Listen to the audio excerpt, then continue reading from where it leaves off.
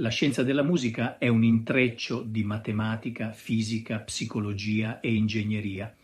Sin dall'antichità la musica è stata considerata una scienza dei rapporti, dove logica e sensibilità convivono armoniosamente.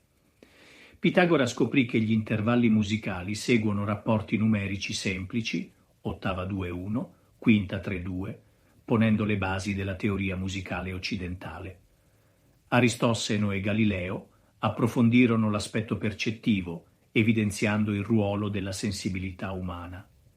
L'acustica studia le proprietà del suono, frequenza, ampiezza, timbro, e la matematica ne modella le strutture.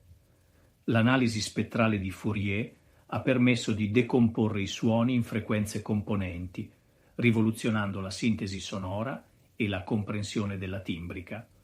Oggi la tecnologia e l'informatica musicale hanno trasformato la produzione e la composizione. Software avanzati permettono di manipolare i suoni, mentre l'intelligenza artificiale sperimenta nella creazione musicale. Il rapporto tra scienza e musica si manifesta anche nella costruzione degli strumenti e nell'ottimizzazione dell'acustica degli spazi. Ad esempio, la forma di un violino influisce sulla sua risonanza, così come il design di una sala da concerto condiziona la qualità sonora. Il temperamento equabile, le scale modali e le strutture ritmiche sono testimonianze della continua ricerca di equilibrio tra ordine e creatività.